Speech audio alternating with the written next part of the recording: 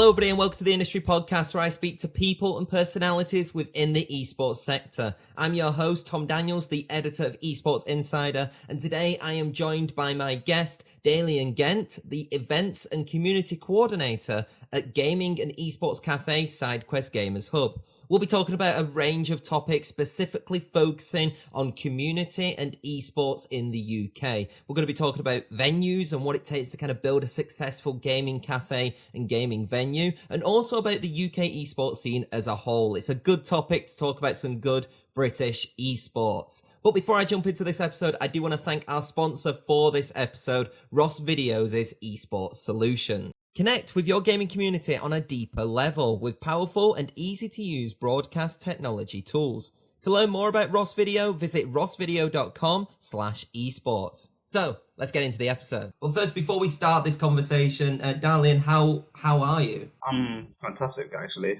Just had a Smash tournament yesterday. It went pretty well. I'm going to do more tournaments in the future, pretty much. Who won the Smash tournament?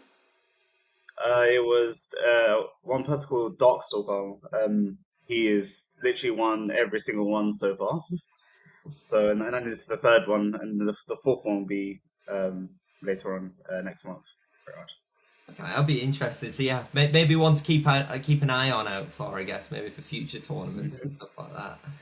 So we're here to talk about esports venues and esports venues specifically in the UK. Now, let's actually talk a little bit about you first and why I think you're the best person suited to be chatting about this. What is your history within the esports scene, and how did you end up then at Sidequest? So obviously my name is Dalian. I'm the events coordinator for Sidequest itself. I started about 2019 actually getting into the industry through a place called Belong, which is a sister company to Game, owned by Fraser Scoop.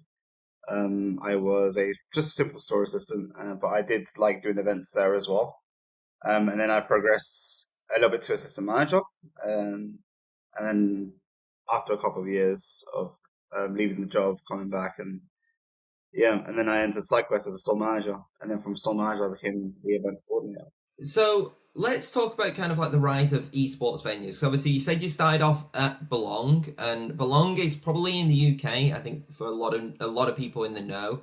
It is one of the few kind of like initiatives which it seemed of having like a franchise esports arena designed to bring essentially competitive gaming into, you know, modern society, you know, whether it be a group of friends kind of coming in and casually playing, or even, you know, hosting mini tournaments within each Belong arena as well. The Belong, was it called the Belong Clash or something like that? I believe it was.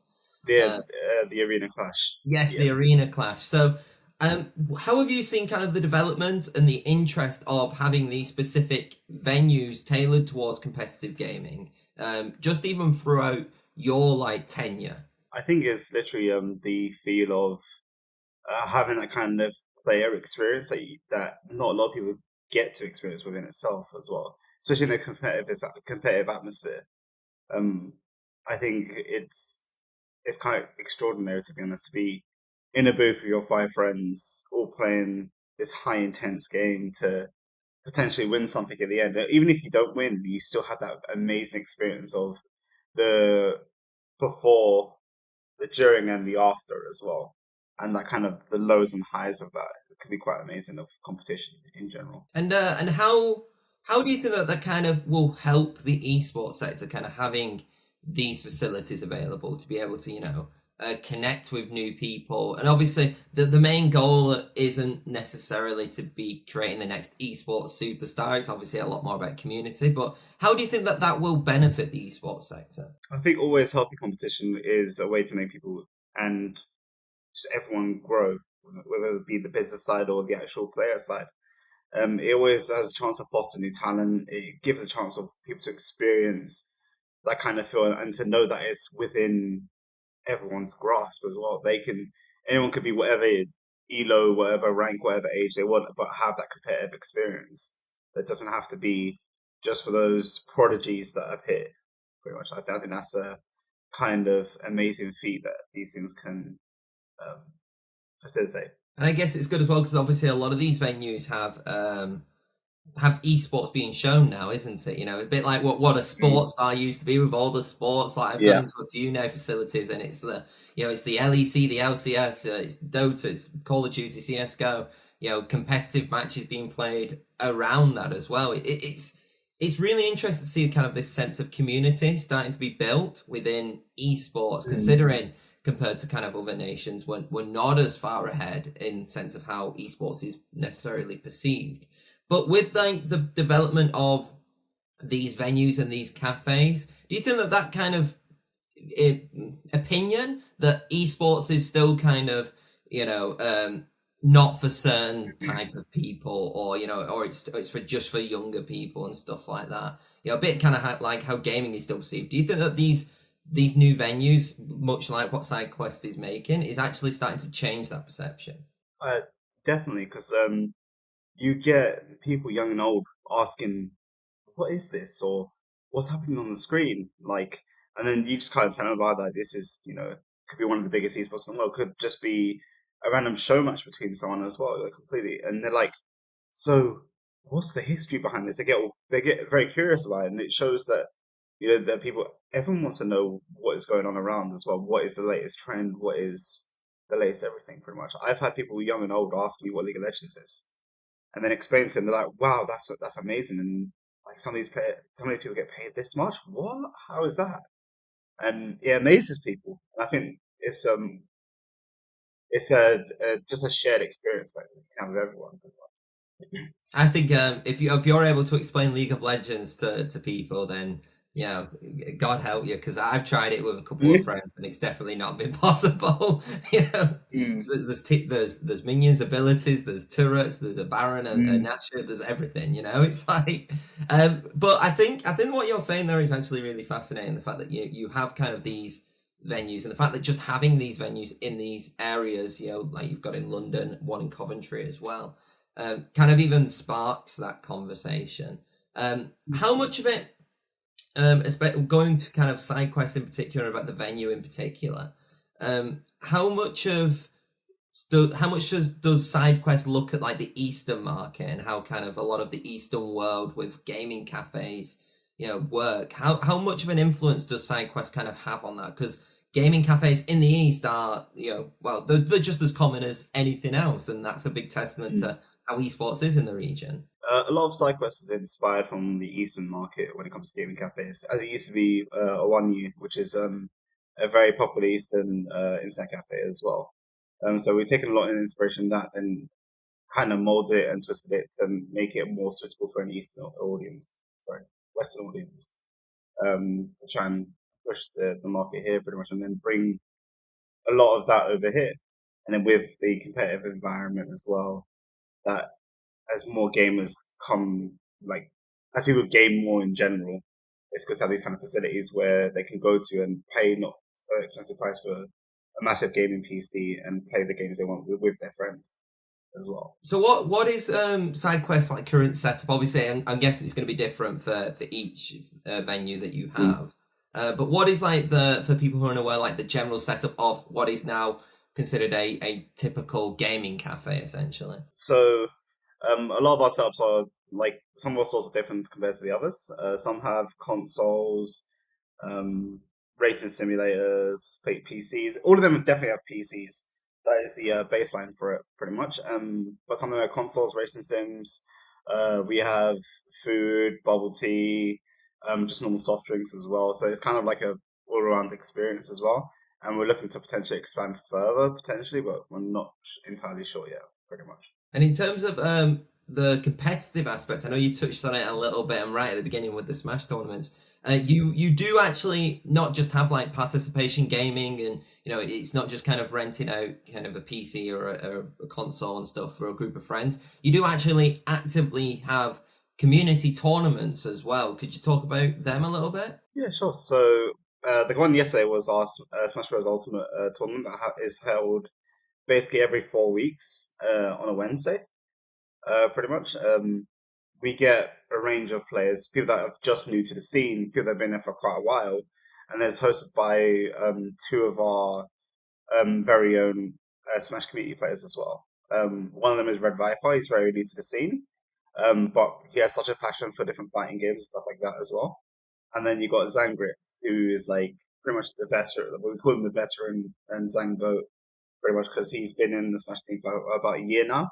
So yeah, it's pretty cool. Right, so to work closely with them guys, try and make the best experience for all the Smash guys has been a really thrill, a really good thrill, pretty much. I And used what to are play the Smash myself, so. and what are the other kind of tournaments? 'Cause I know that you've done. Is it League of Legends as well, which is another one? Um, so we do have raid nights, which is basically a community night dedicated to either League or Valorant on Monday and Tuesday, and they have a range of challenges for you to complete to then acquire extra gaming time and potentially different rewards in the future as well. And then we have an upcoming Street Fighter tournament, which is going to be coming through in late July now. Well, that's what I mean. It's fascinating to kind of see the range of tournaments as well. You know, it's like, Mm. and I know we've chatted prior, you know, but you were saying that like depending on each venue depends on even what's the most popular game that is kind of currently been going on and everything like. And I think it's really Mm. fascinating, especially from me who's like purely from like an esports perspective, that this is as grassroots esports as you could probably Mm. get right now. But why is it so important to have that in this scene? I think it's always good to foster and inspire new talent, pretty much, because then you can see the most amazing things that can come out of just a simple tournament or even a simple game. I think having that kind of you get just different opinions and different ways people play games.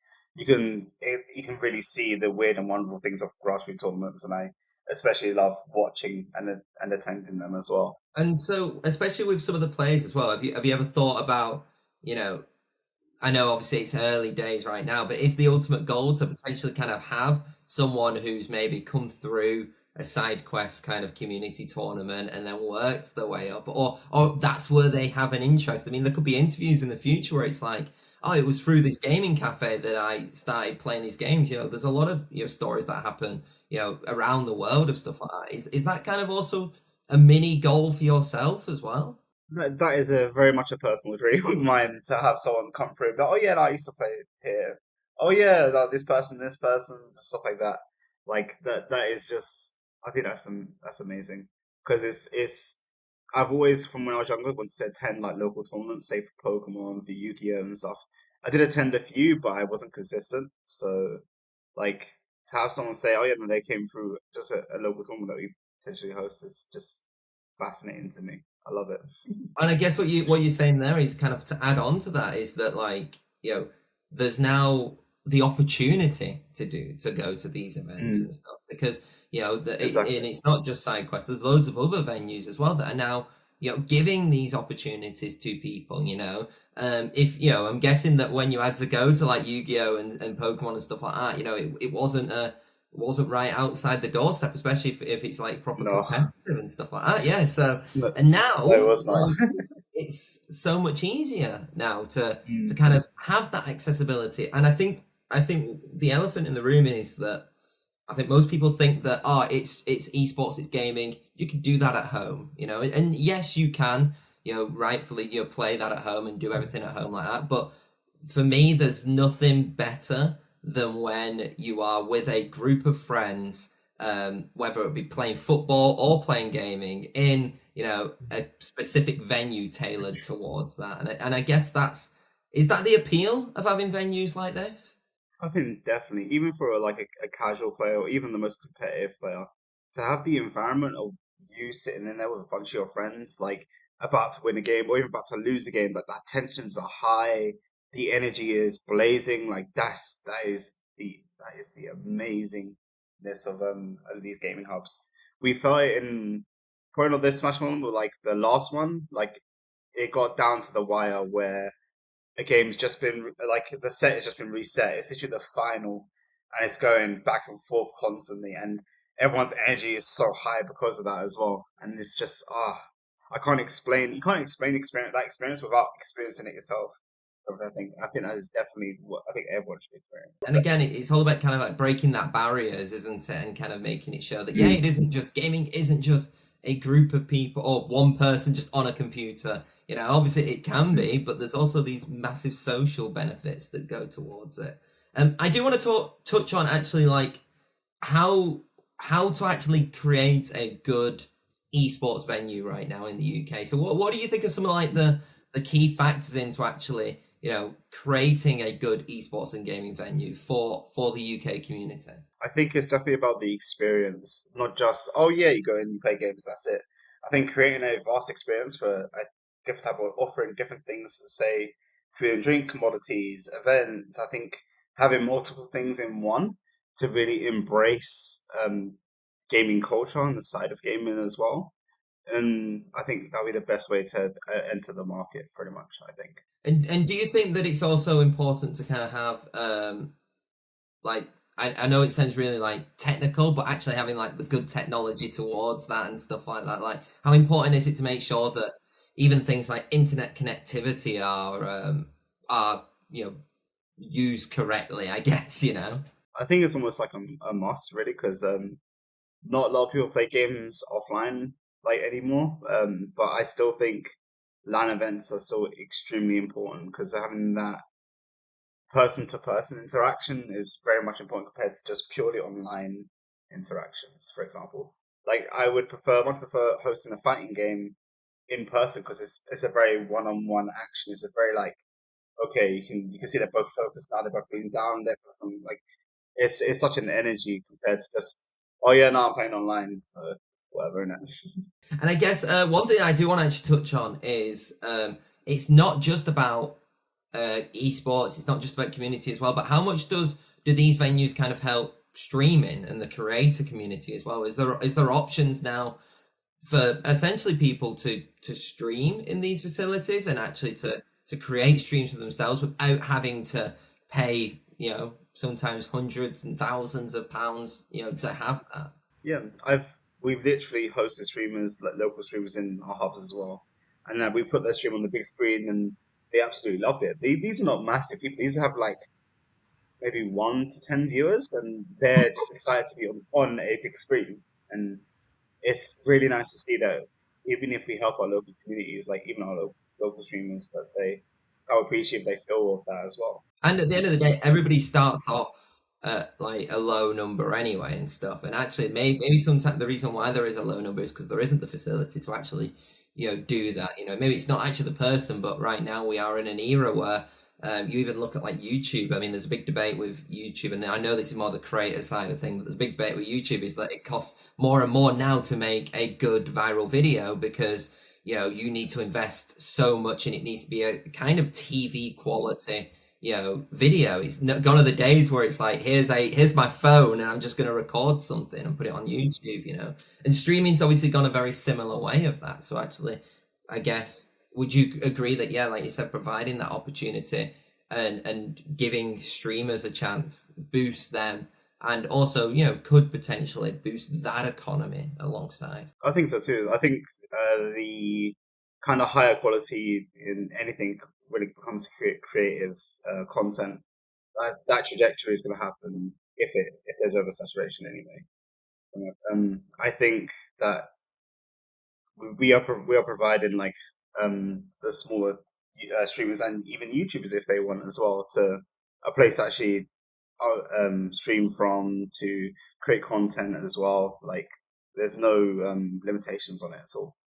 I think that's the kind of essential part of it because a lot of them can't fork out how much money it is to get a really good PC to run all the Adobe software to get the right editing tools as well. So it all costs a lot of money. Yeah, definitely. I do want to move on now to actually the more of a wider topic actually and talk about the UK esports scene as well. And I'm going to do a little bit of a through line with esports venues and esports cafes and gaming cafes in general. By simply asking you, you know, probably quite a broad question right now, but like, how do you think having these dedicated venues and having these dedicated cafes will boost the UK esports scene specifically? I think any general exposure to esports will can inspire even one person to even if they only dabble in the game that they are seeing to because to be honest, that's what inspired me to play a lot more and then actually get into esports a lot more. Because I watched one CS:GO tournament years ago, in 2016 it was, where Luminosity was on one of their rampages pretty much, and the amazing feel of watching a play being done and being there to experience it live, like not in person but on stream, obviously. Um, Maybe want to play that game even more, even though I've not played it properly in ages, which was CS:GO. I've not played it in ages. I picked it up and I played it religiously, pretty much. So I think if anyone gets experience that, even better if they're in like a small community for it, where everyone's watching it together and everyone's going, "Oh my god, what was that? Oh my god!" And then they're just like, "What? Like Jesus Christ!" It's amazing. And it becomes more of it kind of goes shows with a little bit of like our generational shift as well. And obviously there's a lot of topic about kind of like, well, what's the next form of entertainment and everything like that, especially as generations get older and stuff. And we are starting to see that it is a lot more of, like YouTube consumption, TikTok consumption. It is like gaming kind of is a major factor in society now, and it's probably only going to grow as generations start having younger generations and stuff like that. But I want to talk about then what has kind of been a very exciting part of esports development in the UK, and that being the Copperbox Arena hosting seemingly every major every major esports event, not even just UK esports event. They've got ALGS, which is Apex Legends. They hosted the Rocket League major. They've hosted MSI, which is League of Legends' second biggest international tournament. This has to be a good scene that it has to be good for the scene overall, right? And how have you seen being in Sidequest facilities in London? How have you seen that interest in going into your facilities as a result of these big events happening in London? Oh yeah, massively, especially MSI. Every single time MSI, I'd go to every single time after MSI, I would head to Psycho Stratford, and it would be packed. Every seat has been taken. Everyone playing League. It was crazy. I attended a few of the MSI games myself as well, and the atmosphere was just insane, unparalleled. Like it was something really to experience, and I'm so excited for what's to come. Like later on down the line for London and the UK when it comes to anything esports related as well. Yeah, so is that kind of highlighting that these massive events not only are really good for the UK in the sense of like it brings fans to these events, but it also brings fans to gaming venues around. It brings Mm. like-minded people into London, and it kind of creates more of an atmosphere around London itself outside of that specific venue. Then. I think as well when it comes to like-minded people, I think anyone that you can speak to about a game that you adore, like it's instantly going to make your day better. It's because I sat there and had so many conversations about MSI, about what people were doing, what teams and stuff, what the potential was going to be for the next round. Like so many conversations just about that because everyone was there for the same thing. And do you see that given the success of MSI in particular, and then obviously Apex Legends and Rocket League with Copperbox, and London seemingly very happy to host these esports events, do you think that we'll see even more esports events in the UK? Is this kind of like the start of the UK becoming quite a prominent location within esports? Because I think it was even before the pandemic, it was like 2018, I think it was, or maybe 2019 that we had a major, I believe, in CS:GO. And maybe I might be wrong there, but I think it was quite a while before after the pandemic, and during the pandemic obviously couldn't happen. So do you think that we're actually going to see loads of these events kind of come into the UK, and London kind of become a hub for esports? I would love to. Yeah, I would love to see that happen. Obviously, we can't say for certain because things may change and stuff like with these scene, but that is something I would definitely be very, very excited for, and I would love that to happen. We are hearing rumors of Worlds 2024 potentially being in the UK, but obviously those at the moment are just rumors and nothing's really been confirmed. But we can all keep our fingers crossed for that. If MSI was as an amazing experience as it was, it's hard to imagine what world would be because that is about 10 times the scale of things like, and that makes me even more excited. Yeah, and I guess for venues and for gaming cafes, bars, anything kind of gaming and esports related, like it must be um, a big boost for you guys and also for other companies as well, that this is kind of a good direction to go in from a business aspect as well. Definitely, because I think a lot of the gaming like side of it can be potentially quite scary for a lot of investors and businesses as it comes to with such a high cost in startup compared to the revenue based on how it runs. It could be quite a scary time potentially for investors. So I think this is definitely a very very good boost because of the exposure to the esports side as well. I do actually. Now you have mentioned investors, you have mentioned financial, side of things a little bit now. So I do want to actually touch on kind of the overall state of the esports sector, because I do think that while this has generally been like a very positive conversation, and I've loved talking about all the positives, there is a negative in the fact that the esports industry right now is going through some sort of like a financial crisis. Many people call it an esports winter.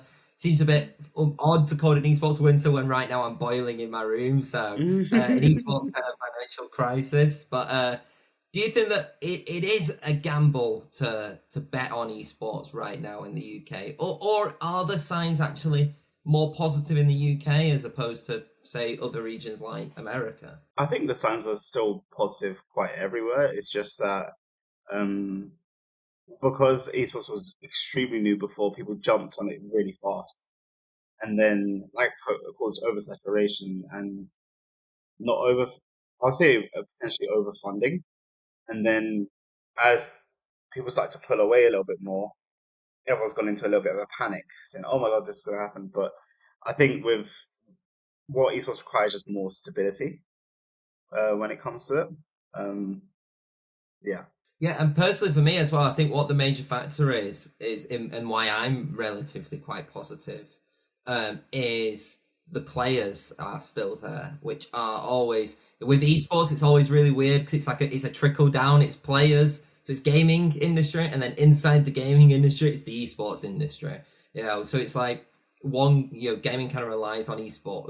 Esports relies on gaming, and as an inherently because of that esports relies on player base of games, and we are still seeing the likes of CSGO, obviously going to be CS2 soon, but CSGO breaking its concurrent monthly player base, so a game is still, which is a very heavily esports game as well, like a game is still actually garnering that popularity worldwide. And I agree with you. I think it is a case of there was a little bit of a jump onto the UK esports scene or the esports scene in general, and now it's kind of working out, how do we actually make money off this in a sustainable way?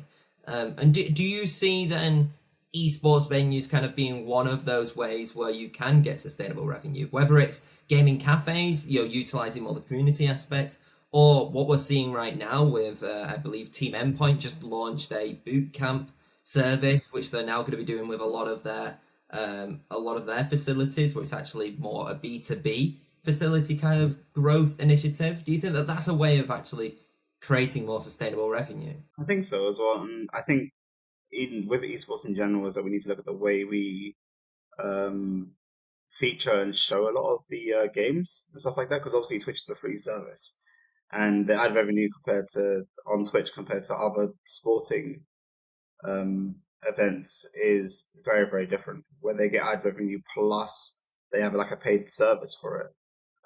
So we have to probably look at more traditional sports to garner inspiration to create these avenues of creating financial success within esports, and then that perhaps may interest a lot of investors. But then obviously you got that catch, that double edged sword of where you're making a free thing now paid for. How much viewers are going to lose from that, etc. There's always pros and cons to everything, but I always think there is. If we love a thing this much, then surely we can fork up a little bit to donate to basically the scene itself and expand it further beyond our wildest dreams. Yeah, media rights has always been something for me that I've been very iffy on, mainly because esports has been brought up on esports fans have been brought up on free content. Yeah. It's hard to take someone who's been brought up on free content and put it to paid content. I think, I hope personally that it does. I want Sky Sports to buy League of Legends and it generate millions and millions and millions of pounds for them. But I think another option is like we're starting to see it now is teams themselves do memberships and stuff like that as well, which is one thing which we're starting to see a lot more. Even Sidequest itself, you guys do a membership program, right? We do indeed. They give basically discounts on pretty much everything that we do. And then you can pay for like longer amounts of times. It's monthly subscriptions as well. Pretty much, yeah. That's what I mean. It's all about generating a loyal fan base, right? And that's what's key about kind of sustaining things, I guess, at this point. Yeah, definitely. So to move on to what I've just titled here, conclusion. I know it sounds very ominous, but I want to know a bit more about like Sidequest's ambitions and stuff like that. So what do Sidequest want to kind of achieve throughout this year and going into the next? Is there a possibility of even opening more venues in the future as well, or is it about kind of consolidating what you've got right now and pushing that even further? I think it's also a bit of both, to be honest. I know that Sidequest wants to eventually push out into Europe and expand further than just the UK itself. An ambition for me is to also make the stores the best they can with running almost weekly to maybe even daily events and keep it going as far as possible, pretty much. I really want to raise communities in the hubs, in every single hub. I really want to bring forth Valorant leagues, league tournaments. It's all a dream for me, and I would love to facilitate all of that for us. That is my complete end goal. Is have like maybe even a side quest into side quest like tournament and stuff where teams represent stores. Like that's all a dream for me that I want to eventually achieve, pretty much. And then quickly, if you do want to disclose, what are some of the current venues that Sidequests are currently, where can people go to Sidequests again, essentially? So in London, we have our store in Stratford City, Westfield. We've got Elephant and Castle, and we've got Charing Cross, which is our Leicester Square store. We also have Sidequest in Coventry, which is near the city centre, and Leicester as well, which is in the city centre itself. Perfect. Dalian, it's been an absolute pleasure to chat to you about UK esports venues, and it's been nice to talk about community and the community aspects as well. Do you have any final words for people who are listening to this podcast? Yeah, it's been fantastic talking to you as well. Honestly, guys, stay strong, stay good, stay healthy, don't die in this heat, drink a lot of water, pretty much. And make sure to keep gaming. Perfect. Keep gaming, but with the fans on. Obviously, please of have course, the fans on. Yeah. Right, definitely. If you do want to watch any of the other episodes that we currently have done, then I've done one with Twitter. I've done one with Blast. I've done one with I can't remember the other ones, but there's loads of us, and we do actually have our diversity podcast as well called ESI for All as well, which will be starting up again sometime soon. So we're looking forward to more episodes of that. Also, I'll be remiss to not plug ESI London, which is our B2B conference event, which is happening in October this year. So please do get tickets if you want to know about industry networking and the greater networking opportunities that we have, and also the chance to actually speak to many prominent people and prominent stakeholders, not just in the UK but in the world within esports. But until then though, I'll see you next time.